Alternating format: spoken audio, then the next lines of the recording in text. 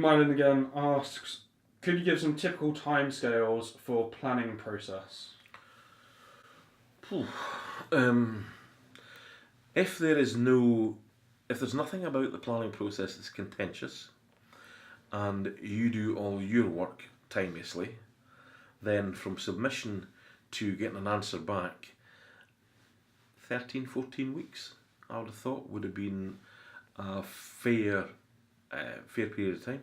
If, however, you don't respond when you're supposed to, and it's contentious, then just chart that for as many weeks, months, years as you care to imagine. It can take a long, long time.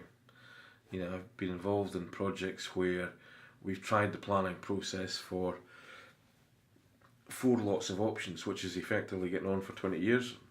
I know it doesn't look it, but hey, 20 years, and then not got planning. So it's not a kind of a definite type thing. You've got to take a view on it, but there are certain things, certainly all the things that we're asking you to look at in planning terms, and the reason why we've got kind of no planning risk on the things that we do is because we've got a backstory ourselves that say planning is something that can take a while, and we want to try and get you on this kind of development cycle and process as quickly as possible. So that's the reason why no planning risk. It can take a while, but equally, if you've got all your ducks in a row before you start, it can actually be quite painless and can go through fairly quickly. Is there a significant value to, are you adding significantly more value to your development considering the extra time it takes to go through the planning process to then build it out? To then build it out? Yeah.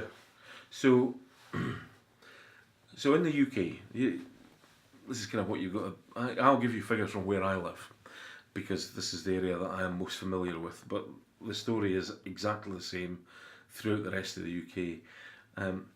So land that doesn't have any planning, whether that is agricultural land or just common land or anything along those lines that you acquire with no planning, you can generally buy the window for an acre of that land.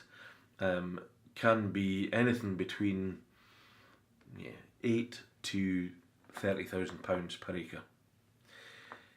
If you get a good residential consent, so it's not saying you get one house on that acre, but a good residential consent, which might get you 15, 16 units on that acre, then go back to 2007, 2008, people were paying in excess of £1 million an acre where I am. So your planning uplift, if you like, was you're taking something that was valued at 30 grand when you bought it, adding a planning consent and taking it up to over £1 million. You're getting a huge uplift at that time. Now things have pared back, but they're still getting close. They're kind of still getting back in that sort of line. So you get massive uplifts on the basis. So planning permissions are worth a lot. Councils wised up to that in the mid-2000s, and they introduced, as part of the kind of Town and Country Planning Act, they basically introduced developer contributions in whatever guise they are. Section 75 in Scotland, Section 106 and others in England, and so they were kind of brought in to allow the council to effectively tax that gain.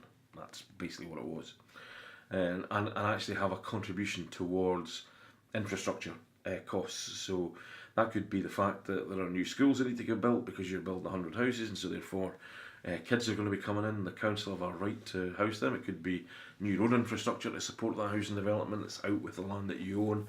Could be any number of things like that. Affordable housing being the kind of next thing. So all these things kind of come into play, and they all add to the development cost. However, in the main, if you start with something that's 30 grand and you pay something in the form of a contribution, you will still be left with a reasonable chunk of cash. There's an argument that says duck out of your development process at that point in time. I've generally always gone on to build because I figure there's always more on the table through taking it right through. But I know some people who just get out at that point once they've got the planning consent.